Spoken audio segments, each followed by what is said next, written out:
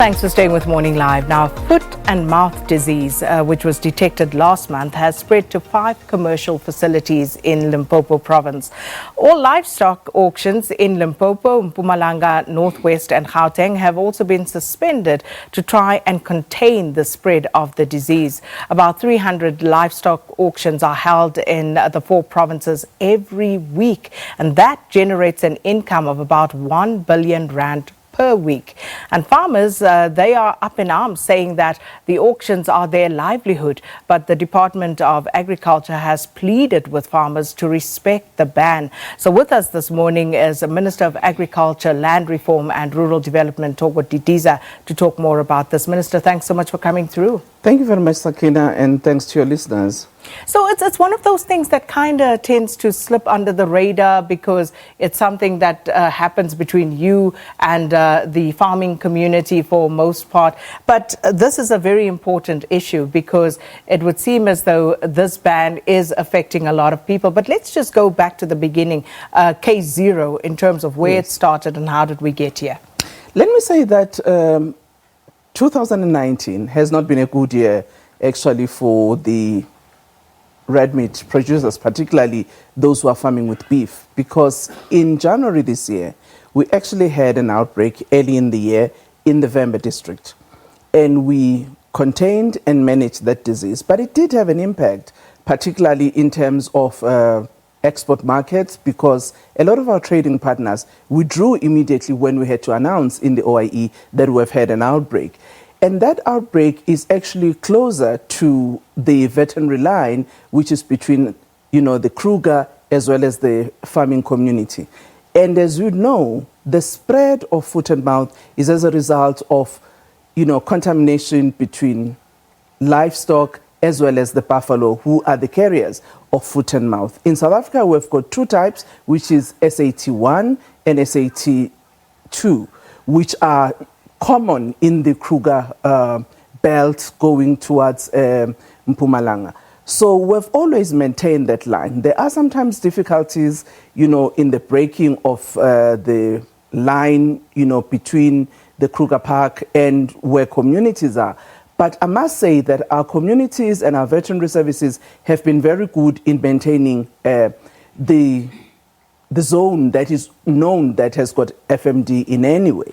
So we managed to talk to the trading partners to look at how we can ensure that, the industry is not totally affected by this ban. And as we were hoping that by September we will get FMD free status again, we then had the outbreak in November in Limpopo, very close to Polokwane. And that has been very concerning. So we did our trace back as well as trace forward so that we can see how the spread occurred. And what we found was that it was in an auction where such animals which were already having the disease were picked up, and we had to then trace where were they sold to in order to make sure that we appreciate how far the disease has spread.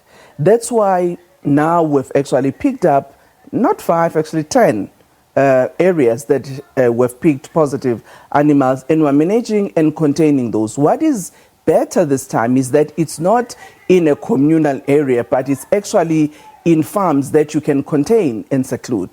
But what we have been concerned about, myself together with the red meat industry, is to ensure that we do not allow the spread of this disease beyond the Limpopo, so that we do not affect the entirety of South Africa and the export of meat to the various destinations. So we have to put our control measures, and that is why we've been pleading with farmers as well as the auctioneers to say, let's work together to ensure that we stem the disease, but also we control that it doesn't spread to the entirety of South Africa. And one can understand their consternation because this is their livelihood, this ban on the auctions. But let's talk to that ban, because the farmers are less than happy about that. But also, is it only in the provinces that I've mentioned, or is it now a nationwide ban? Let me say what we had done. Firstly, when we were informed by the farmer concerned that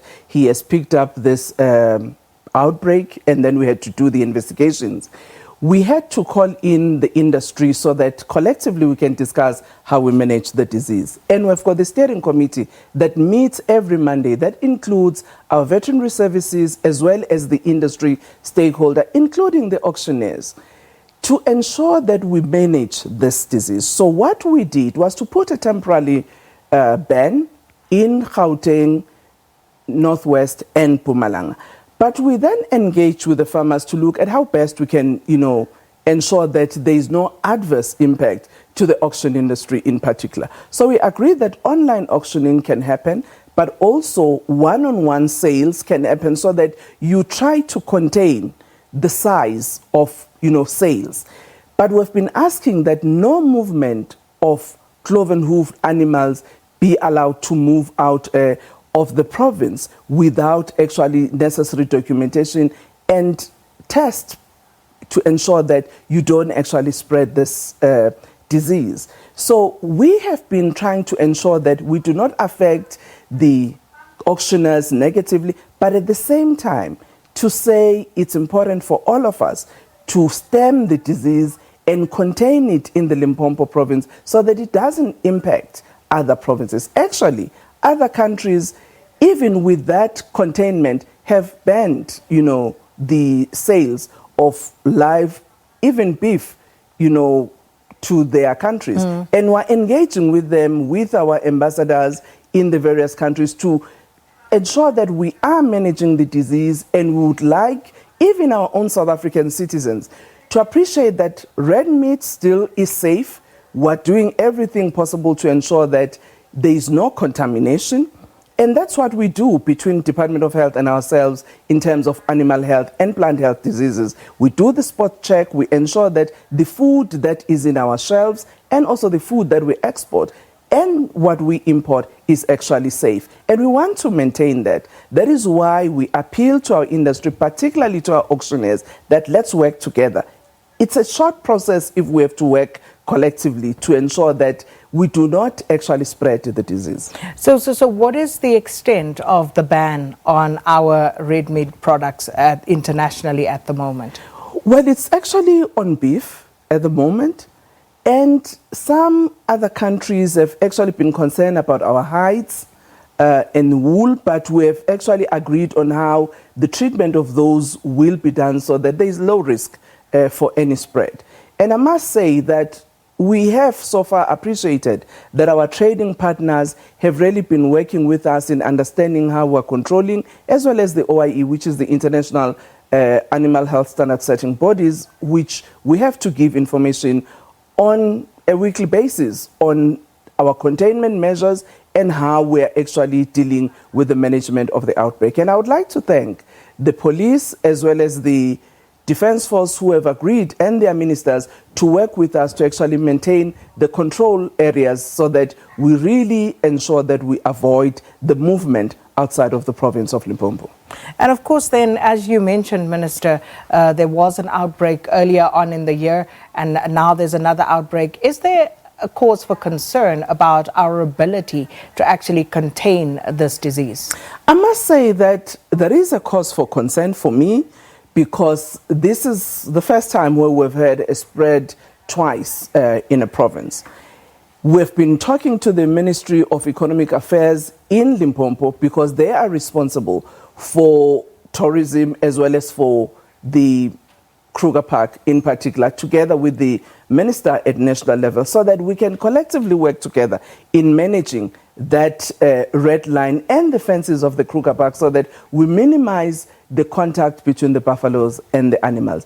Drought has not been assisting as well, because at times when animals are looking for water, some of this straying do happen that, they then cross the red line, which we have to protect, all the time. And I can imagine people sitting at home watching this are concerned about, us as humans contaminating this as well from eating contaminated food. No, I want to assure our citizens that our meat is safe, and we've been working with the red meat industry to ensure that indeed there is no contamination whatsoever, not just on foot and mouth, but on any other animal diseases. You'd recall that just around August, we've had swine fever in Gauteng, Northwest, and Mpumalanga, which is the disease that affects our pigs. And we're able, together with the pork industry, to contain that disease. But as we did so, we made sure that food is safe and meat is safe. And I think that's what we pride ourselves as South Africans in terms of our meat product and other related products such as plant and grains and everything else, that we have a very good safety standards in terms of our food, and we want to maintain that. But one of the things I would like to say, Sakina, is that when we are trying to manage diseases such as this, we should avoid politicizing it. I was concerned that in the past week, particularly, there were some, worrying innuendos, let me say so. Such as? Where some of our political parties attended the meeting where we were working with the auctioneers, and they were taking, which in my view were not so helpful stance, because what we are all trying to do is to protect our livestock industry, to protect our economy as well, because livestock industry is a very important part of the agricultural economy, but also of the economy of our country. And when we talk about economic growth, it's about how we also manage that industry in its growth, but also in its health status. And therefore, all of us as South Africans, regardless of our political persuasions, regardless of our interest collectively should be to ensure that we protect and develop our livestock industry as a country. So speaking to that economy, the auction sector of it bringing in about R1 billion per week. And that, of course, is the other concern in terms of when this will be contained and when they would be able to operate as per normal. Precisely. That's why in the steering committee that is managing this process on investigation as well as the containment, we are having the auction industry because they are a critical part of this industry. But as we do so, it's important to ensure that that sector itself is vigilant, appreciates that in an auction, you actually have got more animals, some of which you source from a number of regions in the country as well as provinces. And that is why it is a very critical industry in terms of the containment of the disease. Because if you actually, in an auction, get an animal that is infected, it can actually spread to other animals. And by the time you know it, the disease could have spread. That is why the auction industry in particular is very critical in assisting all of us to contain this disease. So as the farmers, but more importantly, those who are trading with animals are an important factor in the containment strategy. And when it comes to the academic side of things, research, for example, into exactly what is happening, as you pointed out earlier, Minister, this is the same province where you've had these outbreaks twice in 1 year. Are there any developments on that front where there is some funding to actually do some research just to understand better what's happening there? Well, on the research side, I must say that both the Agricultural Research Council as well as our academics have been doing research on animal disease that are prevalent in South Africa. We also have got the vaccine production capacity through the Onderstepoort Biological Products Factory, which is a state-owned entity that is producing our vaccine.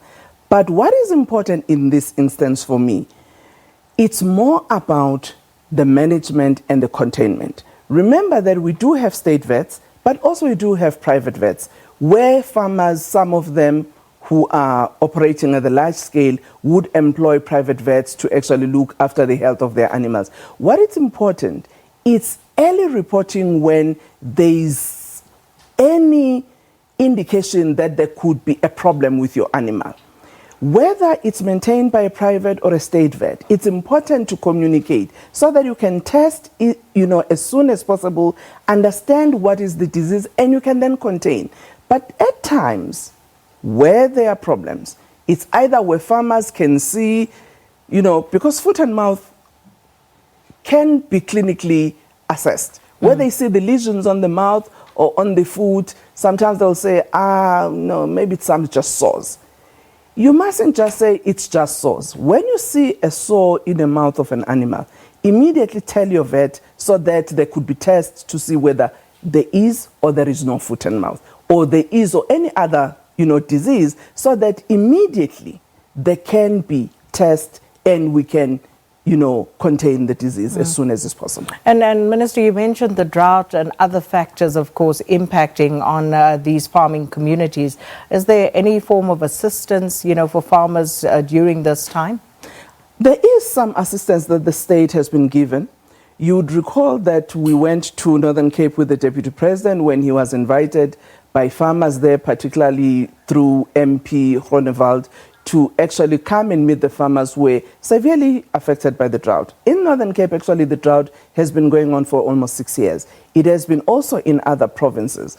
And we have been working with the provincial departments of agriculture, but also with cooperative governance department on the declaration of drought to ensure that at least we can be able to mobilize more resources beyond the state to assist the farmers. It is a worrying issue, but it also talks to our management strategy because we are a drought-prone country. And in terms of climate change, we need to start to look at mitigating strategies to ensure that our farm sector, also in their planning, they take climate change as part and parcel of elements that they have to factor in their planning because it's not about to go anywhere. We've got floods, you've got drought, and how do we manage, particularly our water resources, to ensure that our farming community, as also our human beings, are not severely affected by these shifts in climate. And one of the things where we will definitely pay attention is if it hits us in the pocket.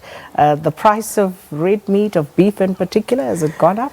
So far not, and that's what we're trying to ensure, that we manage this disease effectively so that it does not affect our consumers in their pocket. So far, I would say our meat is safe, and I would really want to encourage that we continue with the braai, with beef stew, whatever we're doing with our beef and our beef packers, they are still safe and they will be safe. We'll make sure that they are safe. And I would really say it's important at the time of distress that as citizens, we also support our industry. Well, Minister, thanks so much for stopping by. A very informative Minister of Agriculture, Land Reform and Rural Development, Thoko Didiza, talking to us about this latest outbreak of foot and mouth disease.